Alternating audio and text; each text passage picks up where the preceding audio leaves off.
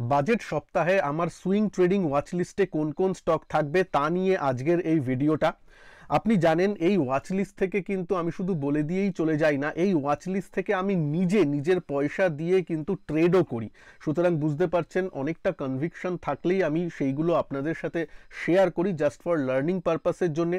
কোনো buy sell hold recommendation নয়, কোনো ফিনান্সিয়াল অ্যাডভাইস নয়। নিজেদের ফিনান্সিয়াল অ্যাডভাইজারের ডিসিশন নিয়েই বা মতামত নিয়েই কাজ করবেন। জাস্ট আপনাদের অ্যানালিসিস পারপাসের জন্য এই ওয়াচ লিস্ট আমি শেয়ার করি।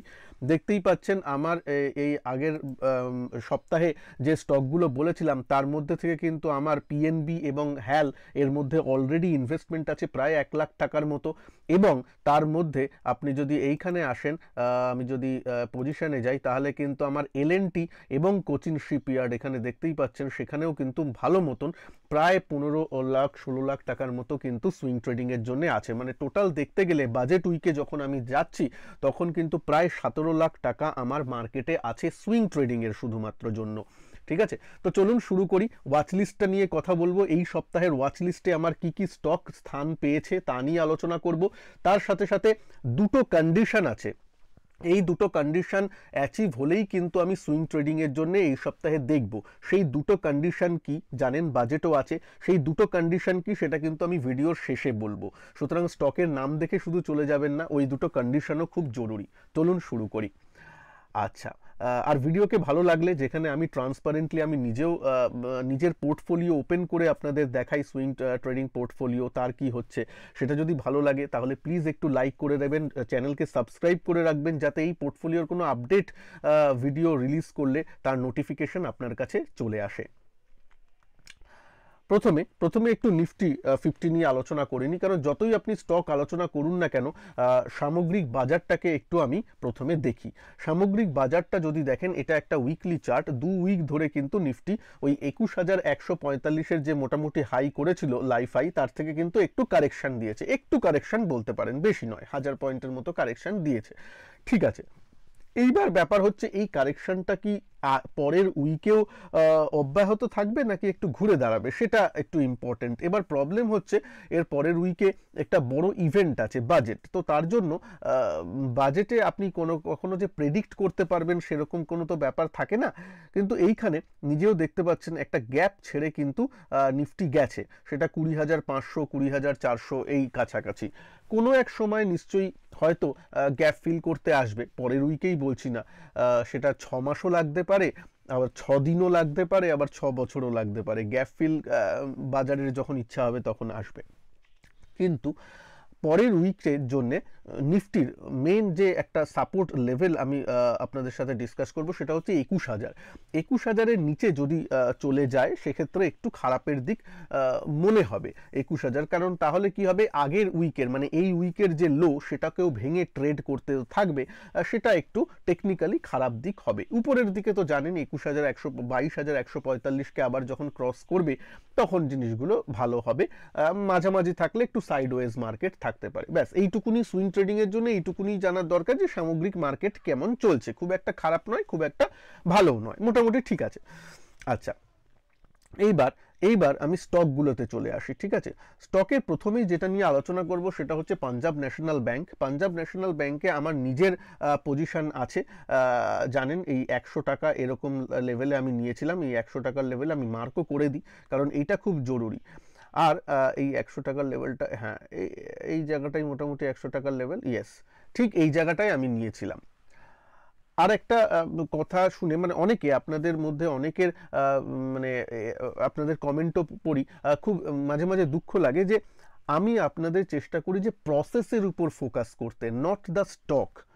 প্রসেসের উপর ফোকাস করলে, যে কি প্রসেসে জিনিসগুলো সুইং ট্রেডটা করা হচ্ছে, প্রসেসের উপর ফলো করলে আপনারা কিন্তু সাকসেসফুল ট্রেডার হতেই পারবেন, কোনো অসুবিধা নেই। কিন্তু প্রসেস ফলো না করে যদি আপনারা মানে আমরা যদি লাফাতে থাকি শুধুমাত্র যে এইটা নেব ওইটা কি নেওয়া যায় এরকম, তাহলে কিন্তু মুশকিল। মানে আমার কমেন্টে প্রশ্ন আসছে পিএনবি কি এখন নেওয়া যায়, যখন 100 টাকা থেকে বেড়ে 105 টাকা হয়ে গেছে অলরেডি। তার মানে এটা থেকে এটা বোঝা যায় হয়তো 105 থেকে আরও বাড়বে, ঠিক আছে, কিন্তু প্রসেসের উপর আমরা ফলো করছি না। বুল মার্কেট বলে পার পেয়ে যাচ্ছি। প্রসেস কি? প্রসেস হচ্ছে একটা যদি নিজেও জানেন একটা যদি বুল রানের স্টক চলে সে তো স্ট্রেট লাইনে চলে না, এরকম এরকম সুইং তৈরি করতে করতে যায়। তাহলে বুল রানে চলা স্টককে আমি যদি সাপোর্টে বাই করি তাহলে আমার রিস্ক টু রিওয়ার্ড রেশিও সব থেকে ভালো থাকে। ব্রেকআউটেও নেওয়া যায় মাঝে মাঝে, কিন্তু যখন বুল রানের, আমরা তো জানি না যে বুল রান অলরেডি 1 বছর হয়ে গেছে, 1-1.5 বছর হয়ে গেছে বুল রান, তারপরে যখন যাচ্ছি তখন আমি সাপোর্টে একটু নেওয়ার প্রসেস করব। ব্যাস এটাই তো, এইটা তো প্রসেস, এর উপর জোর দিতে হবে। এই নয় যে পিএনবি এখন লাফিয়ে আমরা কি নেওয়া যায়, আবার সুযোগ দেবে যখন আবার রিট্রেসমেন্টে আসবে। শুধু পিএনবির উদাহরণ দিচ্ছি না, আমি যে কোনো স্টকেরই উদাহরণ দিচ্ছি, তার কিন্তু একটু সেই কথাটা মাথায় রাখবেন, প্রসেসের উপর ফোকাস করবেন, যেটা আমি বারবার বলি। এটা রিট্রেসমেন্ট যখন দিয়েছিল তখন আমি এন্ট্রি করেছি, আমার সময় তো এখানেও ছিল পিএনবি, আমি আপনাদেরকে বলেও ছিলাম, কিন্তু আমি এন্ট্রি করিনি তখন। যাই হোক, এবার কি বলছি, যেটা বলার কথা সেটা বলিনি। রেজাল্ট, আমার পিএনবিতে 750টা শেয়ার অলরেডি নেওয়া আছে, কিন্তু রেজাল্ট তাতে কিন্তু ওদের এসেছে, রেজাল্ট খুব একটা খারাপ হয়নি, ভালো হয়েছে। কিন্তু জানেন, আমি আপনি ভালো বললেই তো হবে না, মার্কেট কি করে, মার্কেটের বড় বড় ব্রোকারেজ সংস্থাগুলো তাদের আপগ্রেড করে না ডাউনগ্রেড করে, তার উপর অনেক কিছু নির্ভর করছে, অনেক ধরনের অন্যরকম খেলা থাকে এখানে। তাই জন্য পিএনবির কিন্তু সোমবার দিন কি হয় সেটা একটা দেখার। আর কয়েকজন প্রশ্ন করেছিলেন, দাদা এই যে চারটে তোমার পজিশন আছে এলএনটি, পিএনবি, এগুলো কি কত দিনের জন্য বা কত টার্গেট, এরকম কথা। প্রথম কথা, আমি যেখানে আমার এগুলোতে কেন, এগুলো তো আমার মিডিয়াম টার্মের পোর্টফোলিওতেও নয়, এগুলো ভেরি ভেরি শর্ট টার্মের জন্য আমি সুইং ট্রেড করছি। সুতরাং এইগুলোতে আমি কিন্তু কয়েকদিনের মধ্যেই আমি প্রফিট বুক করে নিই। আর আমি মোটামুটি এরকমও রাখি যে স্টক থেকে 3% 5% এসে যায়, আমি তার মধ্যে থেকে পার্শিয়ালি প্রফিট বুক করিনি, যেগুলোতে আমার শর্ট টার্ম ভিউ থাকে, একদম শর্ট টার্মের জন্য যে ট্রেডগুলো আমি করি। এখানে একটা ডিসক্লেমার দিয়ে রাখি, আমি কিন্তু অনেক সময় ধরুন এলএনটির উদাহরণ দিই, আমার লং টার্ম পোর্টফোলিওতে আছে, বা মিডিয়াম টার্মে আমি ধরুন 2000 টাকা 2010 টাকা থেকে আমি সেটা মিডিয়াম টার্মে সুইং করছি, সেটা আলাদা মানে অ্যাকাউন্টে আছে, সেটা আলাদা ব্যাপার।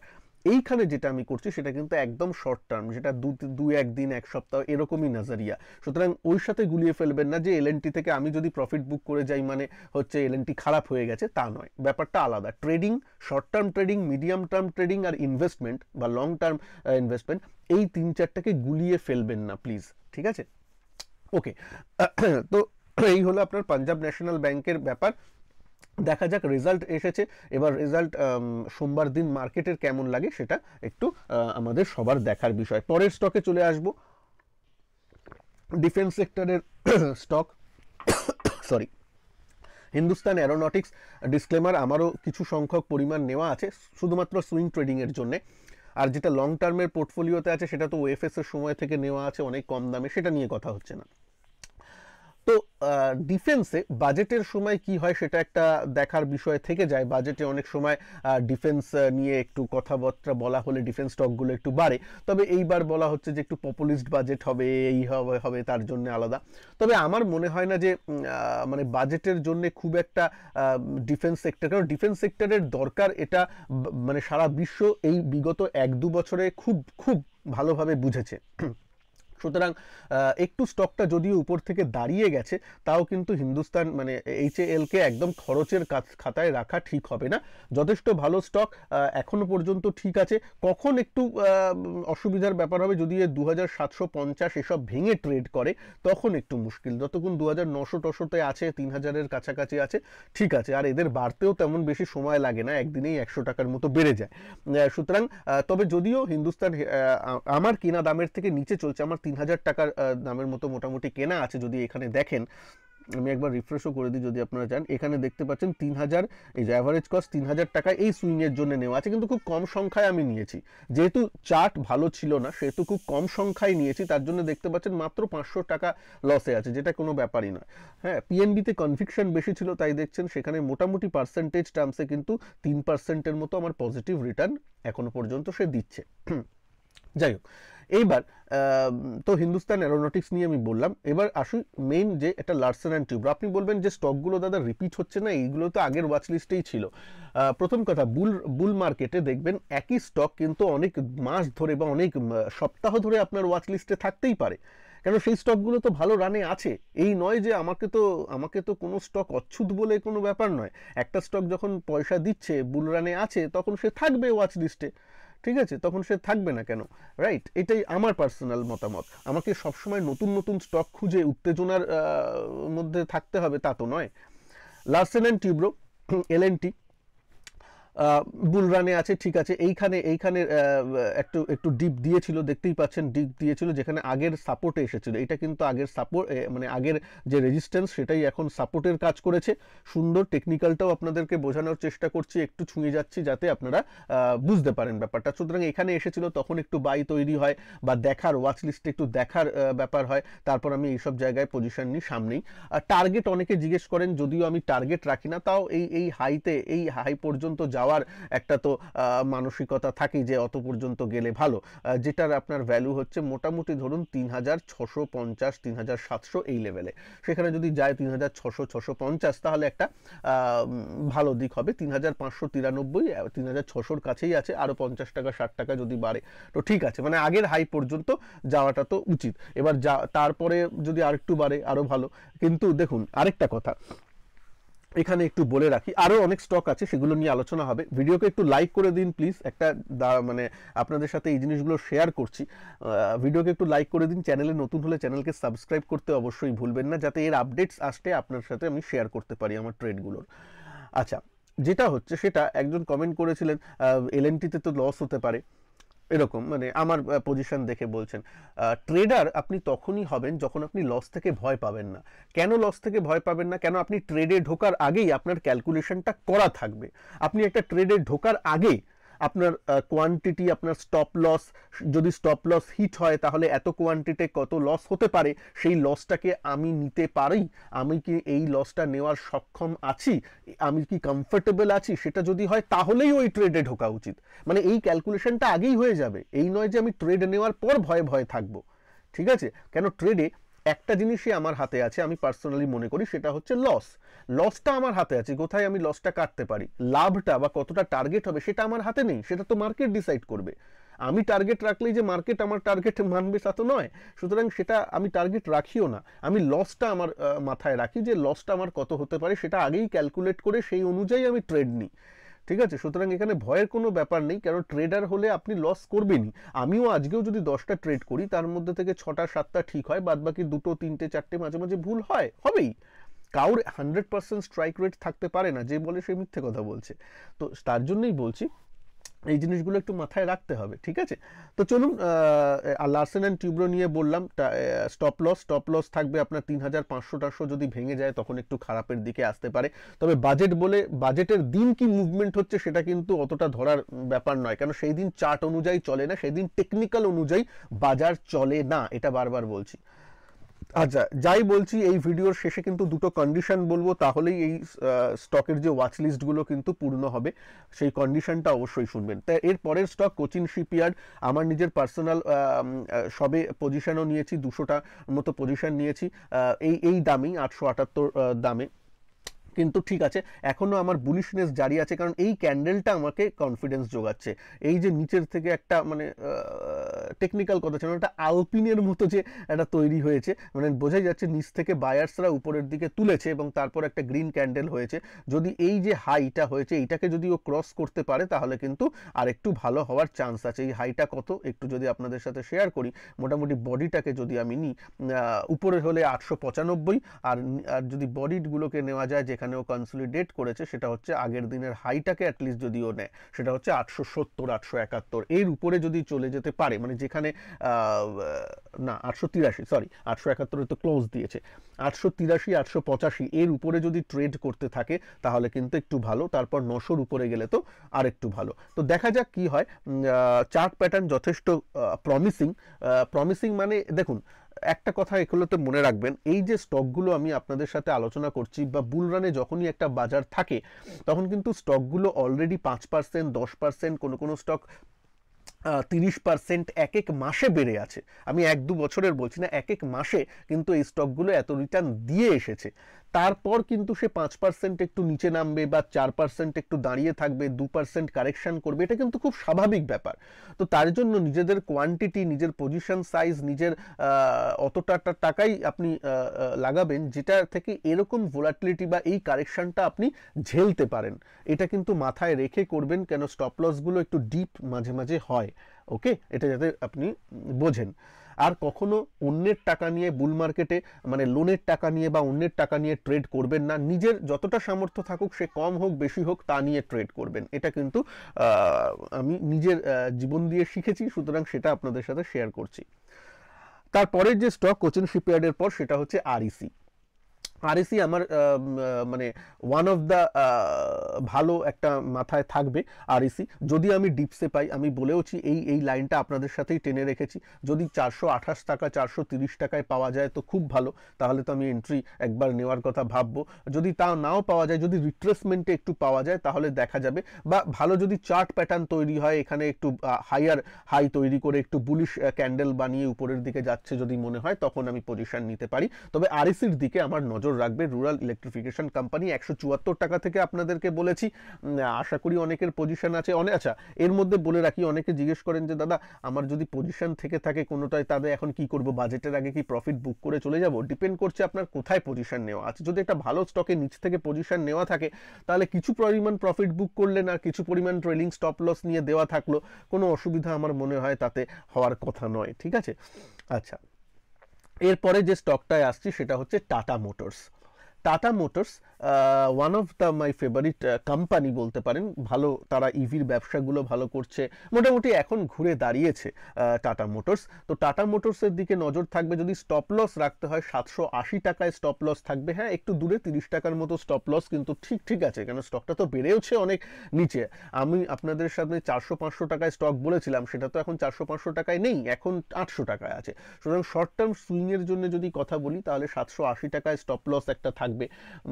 স্টপ লস ছাড়া কোনোদিন ট্রেড করবেন না, এটা বলা থাকলো, সুইং ট্রেড স্টপ লস ছাড়া হয় না। আচ্ছা, আর উপরের দিকে টার্গেট, অনেকে বলেন টার্গেট বলে কিছু নেই, অ্যাটলিস্ট উপরেরটা যদি রিসেন্ট হাই 826-27 যদি ক্রস করে, তাহলে আবার একটু খোলামেলা আকাশে যেতে পারেও, সেটার দিকে একটু নজর থাকবে। তবে টাটা মোটরসের চার্ট প্যাটার্নটা আস্তে আস্তে ভালো তৈরি হচ্ছে, এক জায়গায় অনেকদিন ধরে কনসোলিডেট করছে। এবার যে দিকে ব্রেকআউটটা যদি দেয়, তাহলে একটা ভালো দিক হতে পারে। স্টপ লসটাও বলা থাকলো। এইবার আরও একটা গ্রুপ অফ স্টক নিয়ে আলোচনা করব, তারপর আমি দুটো কন্ডিশনে চলে যাব।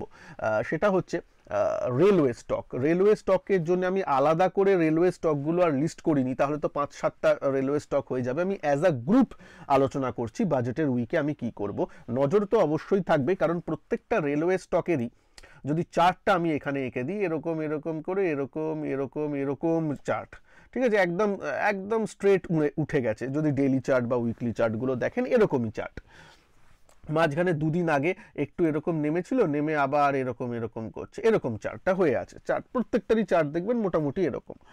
এইবার আমি রেলওয়ে স্টকগুলোতে আপাতত এই বাজেটের সময়, আর তো 3 দিন বাকি আছে, বাজেটের সময়টা আমি ঢুকবো না, যদি না এটা মনে রাখুন, যদি না একটা ভালো রকম কারেকশন পাওয়া যায়।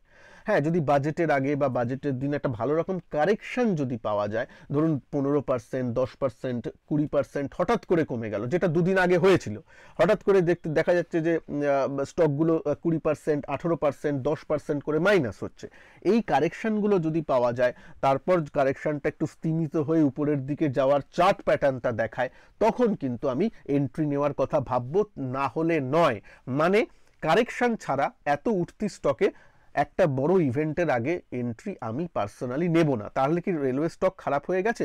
তা একদমই নয়। যাদের একদম নিচ থেকে পজিশন নেওয়া আছে, কিছু পরিমাণ প্রফিট বুক করে কিছু পরিমাণ হোল্ড রাখাই যায়, মানে সম্পূর্ণ জিরো করে দেওয়ার মানে এখনো হয় না, ঠিক আছে, সেটা আলাদা ব্যাপার। কিন্তু ফ্রেশ পজিশনের কথা বলছি, ফ্রেশ পজিশন আমি কারেকশনে নেওয়ার কথা ভাবলেও ভাবতে পারি, তাছাড়া এই উঁচু লেভেলে নেব না। আরেকটা কথা, বাজেটের দিক। এইবার আমি দুটো কন্ডিশনের কথা বলবো। তার আগে ভিডিওকে প্লিজ একটু লাইক করে দেবেন, চ্যানেলে নতুন হলে চ্যানেলকে প্লিজ সাবস্ক্রাইব করে দেবেন, এতে আমার মোটিভেশন বাড়ে এবং আমি আপনার সামনে আরও এরকম নতুন ধরনের স্টক অ্যানালিসিস এসবগুলো নিয়ে আসার মনোবল পাই। আচ্ছা, এইবার আমি যেটা কথা বলছি সেটা হচ্ছে বাজেটের সময় অনেক সময় দেখবেন যে কোনো একটা সেক্টর নিয়ে কথা হলো, সেক্টরটা অত মনোপ্রীত হলো না, সেক্টরটা 5% মাইনাস হয়ে গেল, অনেক স্টক 5% মাইনাস হয়ে গেল। একটু দেখে তখন ঢুকবেন, এই নয় যে সেদিনকেই আমায় ঢুকতে হবে, সেই দিন নয় ওয়েট করে গেলাম, পরের দিনও দেখলাম যে এই পতনটা কি জারি আছে না নেই, তারপরে ঢুকলাম। কারণ কি হয়, বাজেটের তো ওইগুলো হয়ে যায়, তারপর ফাইন প্রিন্টস পড়তে পড়তে অনেকের ওই একটা দিন পুরো সময় লাগে, বড় বড় ফান্ড ম্যানেজার বলুন সবার। তা দেখে কি ডিসিশন বাজার নিচ্ছে বা বড় মানি কি ডিসিশন নিচ্ছে সেগুলো একটু দেখার। হ্যাঁ, এই নয় যে আপনি ধরুন একটা স্টকে 1 লাখ টাকা ট্রেডের জন্য প্ল্যান করেছেন, বাজেটের দিন দেখলেন 5% পড়েছে আর আপনি পুরো 1 লাখ টাকাই লাগিয়ে দিলেন, তা নয়। হয় 30,000 40,000 কমিট করলেন, পরের দিন আবার দেখলেন যে হ্যাঁ বাজার কি সত্যি এটা মানে এটা তেমন কোনো খবর নয়, আবার সেই উপরের দিকে যাওয়ার জন্য তৈরি আছে, তাই কি সেটা দেখে আপনাকে ব্যাপার করতে হবে। কারণ অনেক সময় বাজেটে আমাদের অর্থমন্ত্রী যা বলেন তারপর যখন ফাইন প্রিন্টস আসে তখন দেখা যায় বাজার সেটা অন্যভাবে মানে ইন্টারপ্রিট করছে। সুতরাং এই ব্যাপারটার উপর কিন্তু নজর রাখবেন। এবার দুটো কন্ডিশন চট করে বলে নেব।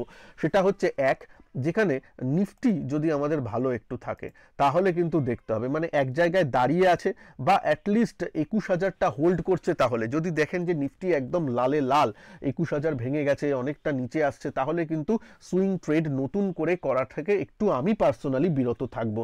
বাজারকে একটু স্টেবল হতে দেব, তারপর আমি কিন্তু আসবো, তাছাড়া নয়। এটা গেল কন্ডিশন নাম্বার 1। কন্ডিশন নাম্বার 2 কি? কন্ডিশন নাম্বার 2 হলো যেহেতু বাজেট উইক সেহেতু এই 2-3 দিনে প্রচন্ড ভোলাটাইল বাজার থাকতে পারে। ঠিক আছে, ভোলাটাইল থাকতে পারে। আপনি একটা স্টক নিলেন, হঠাৎ করে দেখলেন 3% নিচে চলে গেল, তারপর আবার 2% উপরে গেল, আবার 3% নেমে দিনের শেষে একই জায়গায় বন্ধ হলো। এই ভোলাটিলিটিটা কি আপনি হ্যান্ডেল করতে পারেন? সেই ধরনের স্টকেই থাকবেন যেখানে আপনি এই ধরনের ভোলাটিলিটি হ্যান্ডেল করতে পারেন। অল্প পরিমাণ পজিশন সাইজ নিয়ে বা যেইটা আপনি এই ভোলাটিলিটিকে হ্যান্ডেল করতে যদি না পারেন তাহলে এই 3 দিন ট্রেডে থাকবেন না। নিজেকে চিনে কিন্তু ট্রেডটা করবেন, এইটা কিন্তু খুব ইম্পর্টেন্ট। ঠিক আছে, নইলে বাজেটকে একবার প্লে আউট হয়ে যেতে দিন। বাজেট মোটামুটি বলা শুরু হয়, তারপর তো মোটামুটি ওই বাজার শেষ হওয়ার অনেক একটু আগে মোটামুটি বুঝে নেওয়া যায় যে বাজেট কেমন হচ্ছে, তারপর নয় বাজারে ঢুকলেন। ঠিক আছে, এই বাজেটের সময় যে ঢুকতে হবে এটা তো কোনো ব্যাপার না, এটা তো সুইং ট্রেডিং এর ব্যাপার, এটা তো অপশন করছেন না। সুতরাং এইভাবে কিন্তু মানসিকতা রাখতে হবে, একটু ধৈর্যটা, পেশেন্স। নাম্বার 2 যেটা মেন আমি বলতে চাই, একটু পেশেন্স রাখবেন, তাড়াহুড়ো করবেন না।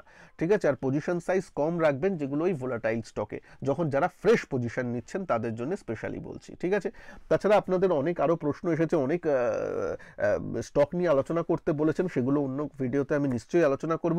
ভালো থাকবেন সবাই, নমস্কার, জয় হিন্দ, বন্দে মাতরম।